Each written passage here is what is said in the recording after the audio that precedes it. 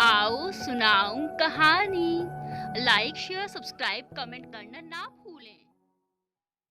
अभी मेरी शादी को 7 दिन हुए थे और नई दुल्हन के लिए संडे को देर से उठना कोई इतनी बड़ी बात भी नहीं कि मेरी सासू माँ किचन से बर्तन गिराने लगे।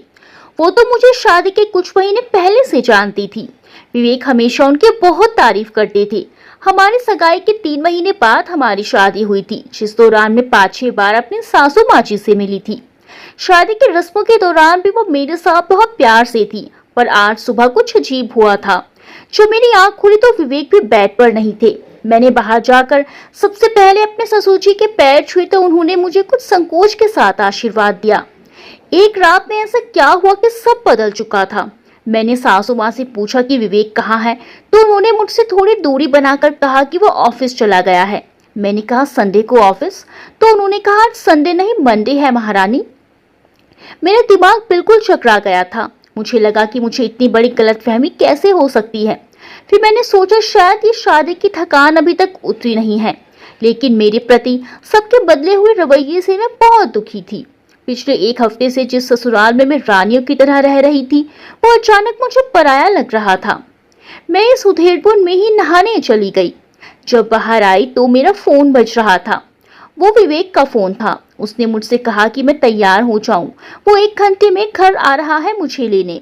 विवेक की इस बात से मुझे तसल्ली हुई कि बाकी सब भले ही बदल गए, कम से कम विवेक जो कि मेरे लिए दुनिया में सबसे इम्पोर्टेंट है, वो तो मेरे बारे में सोच रहे हैं। विवेक की सरप्राइज देने की आदत मुझे बहुत पसंद है। शादी से पहले एक दिन उन्होंने मुझे तुरंत घर के नीचे बुलाया और ऐसे ही घर के कपड़ों में मुझे मूवी और फिर डिनर पर ले गए थे। मुझे तैयार होने तक का वक्त भी नहीं दिया था उन्होंने। आज कम से कम मुझे पहले बताया तो, और 1 घंटे का वक्त तो दिया। मैं खुश थी और मन ही मन मुस्कुरा रही थी। मैं तैयार हो रही थी कि विवेक का फोन आ गया और उन्होंने मुझे चलने के लिए बाहर बुलाया। मैं तैयार होकर उनके साथ कार में जाकर बैठ गई। विवेक ने मुझे एक बार देखा और बिना कुछ बोले गाड़ी आगे बढ़ा ली। मुझे पता था विवेक का इस तरह से नाराज होने का नाटक करना विवेक के सरप्राइज की शुरुआत का पुराना तरीका था। मैं इस बार खेल खेल में चुप बैठी रही। तभी थोड़ी देर बाद एक जगह विवेक ने ब्रेक लगाया और मुझसे कहा, श्रुति तुम अंदर चलकर रिसेप्शन पर बैठो, मैं कार पार्क करके आता हूँ। विवेक के मुंह से रिसेप्शन शब्द सुनकर मैं थोड़ी सी झिझक गई, पर फिर तुरंत बाहर उतरकर मैंने उस पर बोर्ड पढ़ा, सिन्हा साइकेट्रिक क्लिनिक। मैंने आसपास हर तरफ देखा कि शायद मुझे विवेक ने कहीं और जाने को कहा होगा, पर उसे रेजिडेंशियल एरिया में सिर्फ एक वो क्लिनिक ही था, बाकी सब कोठियां थी। मैं चुपचाप वहीं सन खड़ी रहेगी। मुझे धीरे धीरे समझ आ रहा था कि शायद मुझसे कोई बड़ी गलती हुई है, जिसके कारण सब मुझसे इस तरह से बात कर रहे थे। तभी विवेक आए और उन्होंने मुझसे कहा, तुम अंदर नहीं गई, आओ चलो। मैं चुपचाप विवेक के पीछे चल दी। मुझे अब भी समझ नहीं आ रहा था कि ये विवेक का कोई बड़ा मजाक है या सच। पर क्लिनिक में अंदर पहुंचकर जब विवेक ने मेरे नाम से डॉक्टर का अपॉइंटमेंट कंफर्म किया तो मुझे अपनी किसी कमी का यकीन हो गया। विवेक और मैं अपने नंबर का इंतजार कर रहे थे, पर 1 हफ्ते की शादी में मैं विवेक के साथ जितनी कंफर्टेबल हुई थी, उसके बाद भी आज मुझ में उससे ये पूछने की हिम्मत नहीं हुई थी कि आखिर वो मुझे एक साइकेट्रिस्ट यानी दिमाग के डॉक्टर के पास क्यों लाया है। मैं इस सोच में अनुमान लगा रही थी कि अटेंडेंट ने हमें अंदर जाने को कहा। अब हम डॉक्टर के सामने बैठे थे। वो कमरा कुछ अलग था। नॉर्मल ड्राइंग रूम की तरह सोफा लगा था और उस डॉक्टर के चेहरे पे भी एक गंभीरता की जगह स्माइल थी। डॉक्टर ने मुझसे पूछा, बताइए आपको क्या प्रॉब्लम है। मैंने विवेक की तरफ देखा क्योंकि मुझे तो कुछ पता ही नहीं था। तब विवेक ने डॉक्टर से कहा, डॉक्टर दरअसल मुझे नहीं लगता श्रुति को पता भी होगा कि उसे क्या प्रॉब्लम है। अब डॉक्टर से ज्यादा मैं अपनी प्रॉब्लम जानने के लिए उत्सुक थी। तब विवेक ने आगे कहा, डॉक्टर हमारी शादी को 1 हफ्ता हुआ है। शुरू में सब ठीक था। मुझे श्रुति की मम्मी ने ये बात पहले ही बताई थी, पर मुझे उन्हें यकीन था कि शादी के बाद सब ठीक हो जाएगा। पर अब जब शादी के 1 हफ्ते बाद ये फिर से हुआ तो मुझे लगा अब मुझे देर नहीं करनी चाहिए, और इसीलिए मैं श्रुति को आपके पास ले आया। विवेक के मुंह से ये बात सुनकर श्रुति से रहा ना गया और वो लगभग चिल्लाते हुए विवेक से बोली, विवेक मुझे क्या हुआ है बताते क्यों नहीं। तब विवेक ने डॉक्टर को बताया कि शनिवार की रात कुछ गेस्ट को विदा करके हम थके हारे अपने कमरे में आकर सो गए थे। फिर अगले दिन मैं उठा तो मैंने श्रुति को बड़े प्यार से आवाज दी, पर उसने मेरी आवाज नहीं सुनी। तो मुझे कुछ शक हुआ। ये बात मेरे अलावा घर में किसी को नहीं पता थी कि श्रुति को एक अजीब बीमारी है जिसमें वो कई बार 2 दिन तक सोकर नहीं उठ पाती। ये एक शॉर्ट कोमा जैसी अवस्था होती है और वो तभी उठ सकती है जब वो खुद उठेगी। कमरा सन्नाटे से भरा था। श्रुति सन्न रह गई थी। उसकी नई जिंदगी में मानो कोमा लग गया था। श्रुति के पैरों के नीचे से जमीन खिसक गई थी। एक पल में ही उसे पूरी दुनिया, अपनी माँ, मायका, ससुराल, ये शादी, ये बंधन, ये रिश्ते, सब कुछ बेमानी लग रहा था। उसने डॉक्टर से ये भी नहीं पूछा कि इस बीमारी का कोई इलाज भी है या नहीं, क्या वो कभी ठीक भी हो पाएगी या नहीं। वो बस वहां से खड़ी होकर डॉक्टर के रूम से बाहर निकल आई। विवेक एक्सक्यूज मी डॉक्टर कहकर श्रुति के पीछे पीछे आ गया। फिर वो श्रुति को कार में बैठाकर कार का एसी ऑन करके वापस डॉक्टर के पास गया और कुछ देर बाद आकर श्रुति के साथ कार में बैठ गया। श्रुति की आंखों से लगातार आंसू टपक रहे थे। वो सिर नीचे किए बस रोती ही जा रही थी। विवेक ने श्रुति की तरफ देखा और उसका हाथ अपने हाथ में लेकर बोला, चुप हो जाओ श्रुति, सब ठीक हो जाएगा। मुझे नहीं पता था कि ये सब तुम्हें इतनी जल्दी और यूं पता चलेगा। हमारी शादी की महज 7 दिन बाद। श्रुति नाराज थी सबसे, पर विवेक से नहीं। फिर भी उसने अपना सारा गुस्सा विवेक पर निकाल दिया। उसने कहा, अब नहीं तो कब बताते मुझे? क्या तुम चाहते थे कि मुझे कभी ये बात पता ही ना चले? क्या अपनी बीमारी के बारे में जानने का मुझे कोई हक नहीं है? विवेक चुपचाप श्रुति की सारी बातें सुन रहा था। वो चाहता था कि श्रुति के मन का सारा गुस्सा निकल जाए और वो थोड़ी शांत हो जाए। उसने श्रुति से सिर्फ इतना कहा, आई एम सॉरी, मुझे माफ कर दो श्रुति। विवेक के मुंह से निकला सॉरी श्रुति का सारा गुस्सा ले गया। वो एकदम शांत हो गई और अब वो विवेक पर गुस्सा करने के लिए खुद से नाराज थी, क्योंकि विवेक ही तो था जो इस बीमारी से लड़ाई में उसके साथ खड़ा था। उसने उसकी ये बीमारी जानने के बावजूद उससे शादी की थी। श्रुति ने विवेक से कहा, नहीं विवेक, आई एम सॉरी, मुझे माफ कर दो। मैंने सबका गुस्सा तुम पर निकाल दिया। अगर तुम साथ ना देते तो मैं बिल्कुल अकेली हो जाती। एक तुम ही तो मेरा सहारा हो। अब विवेक और श्रुति दोनों ही खुश और सुकून से थे। उन्होंने एक दूसरे की ओर देखा और स्माइल एक्सचेंज की और गाड़ी आगे बढ़ गई। थोड़ी देर बाद विवेक ने घर के बाहर पहुंचकर गाड़ी रोकी। गाड़ी से उतरकर जब श्रुति और विवेक अंदर जा रहे थे तो श्रुति ने देखा कि 2 लड़के सीढ़ी लगाए उनके घर के बाहर लगे सीसीटीवी में कुछ कर रहे थे। श्रुति वहां रुकी और उसने यूं ही नीचे हाथ में एक छोटी सी एलईडी स्क्रीन लिए बैठे एक बंदे को देखा। स्क्रीन में वो पिछले कुछ दिनों की सीसीटीवी फुटेज को आगे पीछे करके चेक कर रहा था। तभी उस स्क्रीन में श्रुति ने देखा कि उसकी सास, ससुर, विवेक और उसकी नंद प्रीति कहीं जा रहे हैं। उसने ऊपर ध्यान से देखा तो डेट पिछले दिन यानी संडे की थी। उसको कुछ डाउट हुआ तो उस सीसीटीवी वाले लड़के से बोलकर उस फुटेज को दोबारा देखने लगी। तभी पीछे से विवेक आ गया और श्रुति को वो फुटेज देखते हुए थोड़ा झिझक गया। श्रुति ने विवेक से सीधे सवाल किया, विवेक, कल तो मेरी तबीयत खराब थी और मैं पूरा दिन सो रही थी, तो तुम सब लोग घर में मुझे अकेला छोड़कर कहाँ गए थे? विवेक ने श्रुति से धीरे से कहा, श्रुति अंदर चलो, घर में बैठकर बात करते हैं। विवेक श्रुति के शक से थोड़ा बेचैन हो गया था, पर उसने वहां से बात संभाल ली। फिर वो श्रुति को घर के अंदर ले आया। अंदर जाते ही उसके सास और ससुर ने उसकी ओर सवालों की बारिश कर दी। सवाल तो उसके मन में भी थे, पर वो इन नए नए रिश्तों की मर्यादा को ऐसे लांघना नहीं चाहती थी। वो बेचारी खुद जितना अपनी बीमारी के बारे में जानती थी उतना उसने उन्हें बता दिया, पर उसकी सास ने एक टिपिकल सासू माँ की तरह हल्की आवाज में उसके मायके वालों पर शादी से पहले कुछ ना बताने का इल्जाम लगा दिया था, जिससे श्रुति बहुत दुखी थी और साथ साथ अपने घर वालों से गुस्सा भी थी, क्योंकि भले ही ये बीमारी उसकी थी पर ये बेइज्जती और इल्जाम उसके परिवार वालों पर लग रहे थे। श्रुति अब सिर्फ एक ही सवाल का जवाब जानना चाहती थी कि उसे घर में पूरे दिन बीमार सोते हुए अकेला छोड़कर सारे घर वाले कहाँ गए थे? ऐसी कौन सी इमरजेंसी थी आखिर? श्रुति के मन में अब गुस्से के साथ अविश्वास की भावना भी धीरे धीरे घर कर रही थी, क्योंकि उसके सवालों के जवाब अभी तक उसे नहीं मिले थे। रात को डिनर के बाद जब वो अपने कमरे में गई तो उसने ये सोच रखा था कि विवेक को अकेला पाते ही वो सबसे पहले उससे इस सवाल का जवाब मांगेगी कि उसे घर में बीमार अकेली सोते हुए छोड़कर पूरा परिवार कहाँ गया था। थोड़ी ही देर में विवेक कमरे में आया। वो भी जानता था कि श्रुति उससे यही सवाल पूछेगी, इसीलिए उसने आते ही बात टालने के लिए टीवी ऑन किया और श्रुति की बनाई भिंडी की सब्जी की तारीफ करने लगा। श्रुति ने विवेक की बात खत्म होते ही उससे अपना सवाल पूछा तो विवेक ने उससे कहा कि मम्मी ने हमारी शादी की मन्नत मांगी थी, इसीलिए हम सब देवी के मंदिर गए थे। मैं जानता था तुम्हारे शॉर्ट कोमा वाली बीमारी के बारे में, इसीलिए मैंने सबको उसी दिन मंदिर जाने को कहा ताकि किसी को कुछ पता ना चले। श्रुति ने विवेक से कहा, तो ये बात तुमने मुझे सुबह ही क्यों नहीं बताई? मैं पता नहीं क्या क्या सोच रही थी। विवेक, मैं तुमसे ज्यादा किसी पर विश्वास नहीं करती और मैं चाहती हूँ मेरा ये विश्वास हमेशा बना रहे, इसीलिए प्लीज मुझसे कभी भी कुछ मत छुपाना। विवेक ने माहौल हल्का करने के लिए कहा, हाँ मैडम, जैसा आप कहें। श्रुति ने आगे कहा, और अगर मुझसे कोई भूल हो गई तो मुझे बता देना, मैं भी तुम्हें तुम्हारी गलतियां गिनाती रहूंगी। ये कहकर श्रुति का चेहरा मुस्कान के साथ खिल गया। विवेक भी श्रुति के चेहरे पर 3 दिन बाद हंसी देखकर सुकून में था। अगली सुबह खुशियों से भरी थी।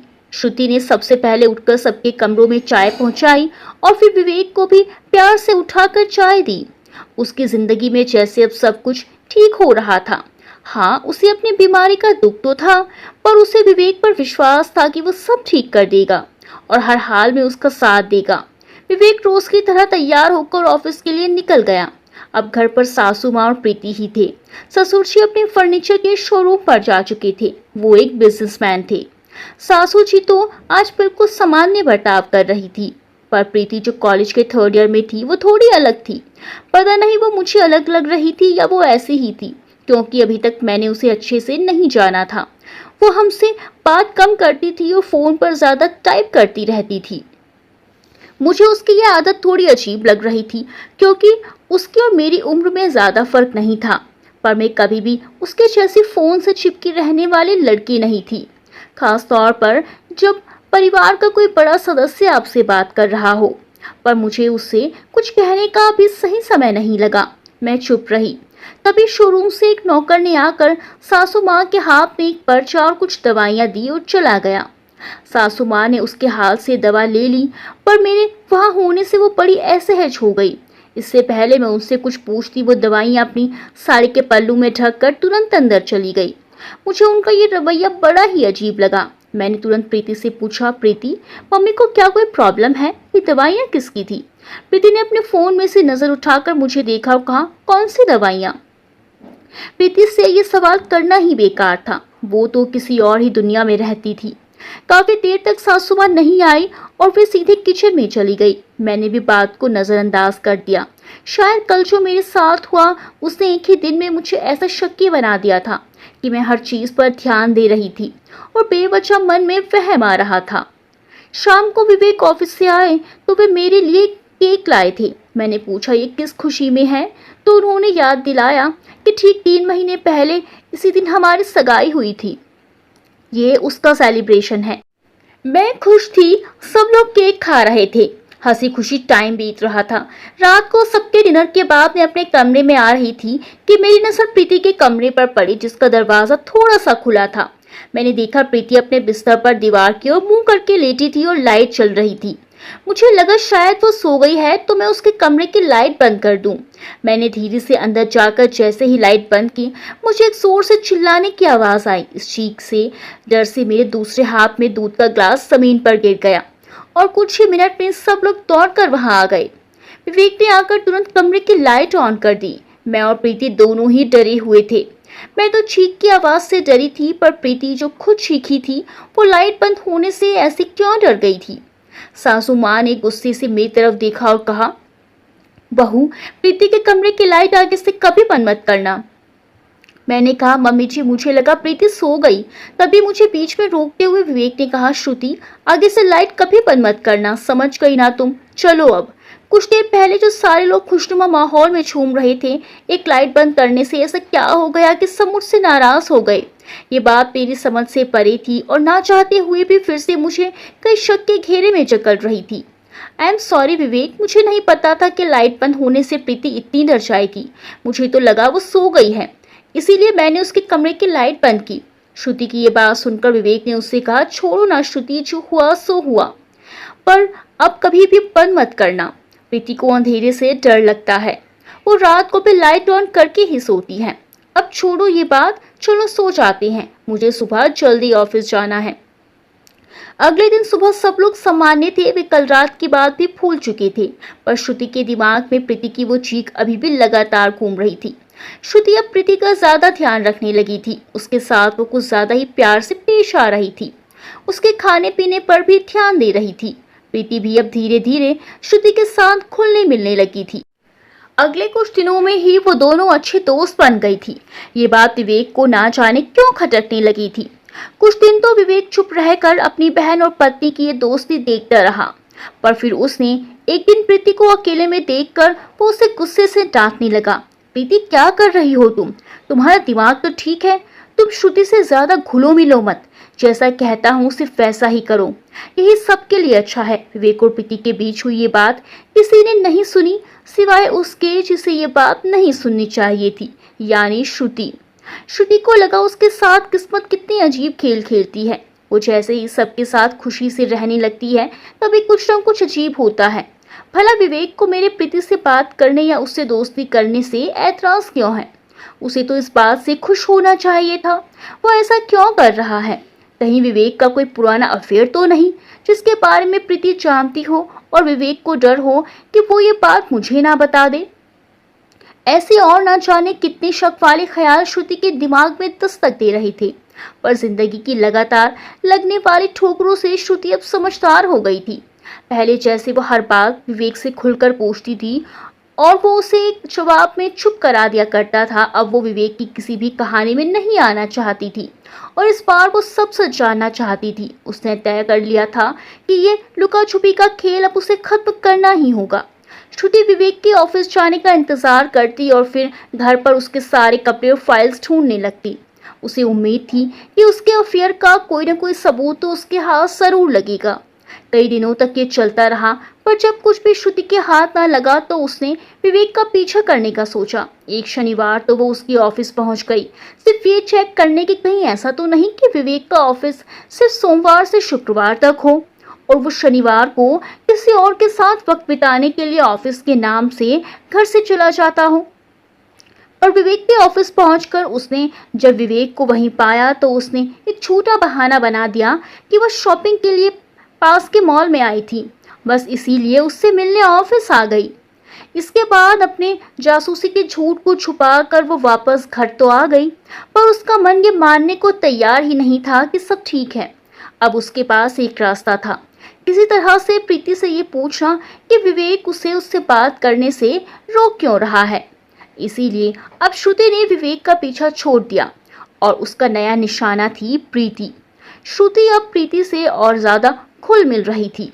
प्रीति जो अब एक भाभी से ज्यादा उसे दोस्त मानने लगी थी, वो इस बात से अनजान थी कि श्रुति का ये प्यार सिर्फ उसके प्रति एक नंद या दोस्त वाला स्नेह नहीं, बल्कि उसके दिमाग में चलती एक चाल का हिस्सा भी था। श्रुति घंटों प्रीति के साथ बात करती और घुमा फिरा कर उससे विवेक के पास्ट के बारे में जानने की कोशिश करती रहती, पर प्रीति के पास विवेक और उसके बचपन की शरारतों के तो कई किस्से थे, लेकिन ऐसी कोई बात नहीं थी जिससे श्रुति का मकसद हल हो सके। रात को विवेक के घर आते ही श्रुति प्रीति के साथ सामान्य हो जाती और दिन भर उससे चिपकी रहती। अगली सुबह घर की बैल बजने से उसकी आंखें खुली तो दरवाजे पर उसकी सासू माँ खड़ी थी, जो तीर्थ यात्रा से वापस आ गई थी। उन्हें देखते ही श्रुति के चेहरे का रंग उड़ गया, जैसे वो उनके आने से बिल्कुल भी खुश ना हो या जैसे किसी चोर की चोरी पकड़ी गई हो। पूरी आंखों के तजुर्बे से एक नई दुल्हन को अपने चेहरे के भाव को छुपाना मुश्किल था। अपने सासू माँ का स्वागत करके उन्हें अंदर बुलाया और फिर उनके लिए चाय बनाने चली गई। उसकी सास ने सबसे पहले प्रीति के कमरे में जाकर उसके सर पर हाथ फेरा और उसके माथे पे एक छोटा सा टीका लगाया और उसके कमरे में एक पुड़िया रख दी। बिना उसे जगाए चुपचाप बाहर आ गई। श्रुति को प्रीति की तबीयत के बारे में पता तो था, पर अब उसे यकीन था कि शायद उसकी तरह प्रीति भी अपनी किसी बीमारी की गंभीरता से अनजान है। प्रीति को अंधेरे से लगने वाला डर शायद कोई बड़ी बीमारी का छोटा सा साइड इफेक्ट है। इसीलिए सासू माँ प्रीति के लिए आशीर्वाद लेने के उद्देश्य से तीर्थ यात्रा पर गई थी। एक बार तो श्रुति को लगा कि उसकी सास ने ये यात्रा सिर्फ अपनी बेटी के लिए की। वो उसकी बीमारी के बारे में भी तो जानती थी, पर उन्होंने उसे ऐसा कुछ नहीं दिया। फिर उसने नए रिश्ते के कारण इस बात को नजरअंदाज करके आगे बढ़ना ही बेहतर समझा। अगले दिन रोजाना की तरह श्रुति विवेक के जाते ही प्रीति के साथ दोस्तों वाला बर्ताव करने लगी।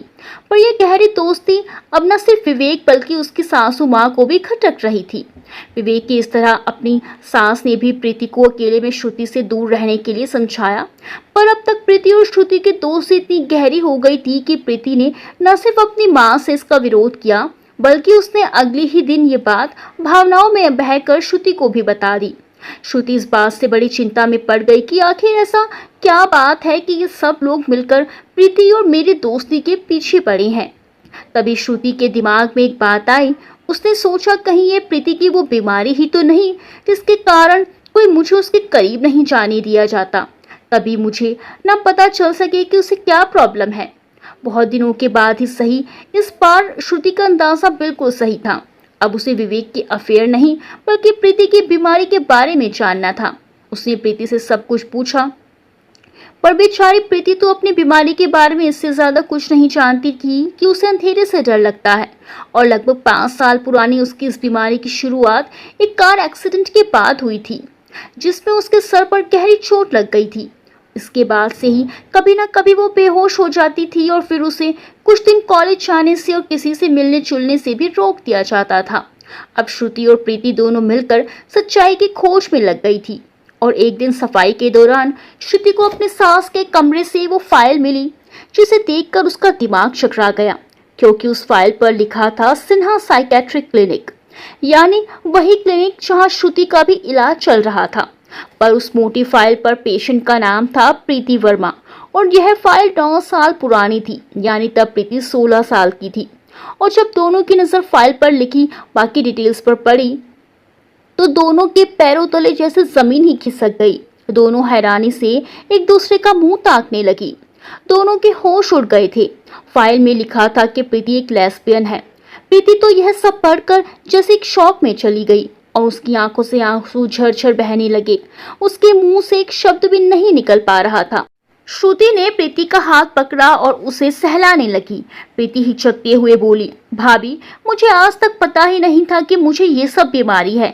ना ही मुझे कभी ऐसा कुछ फील हुआ।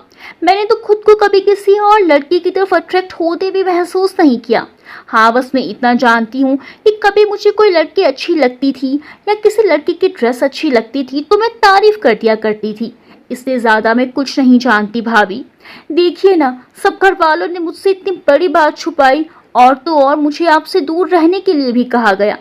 प्रीति और ज्यादा सिसक सिसक कर रोने लगी।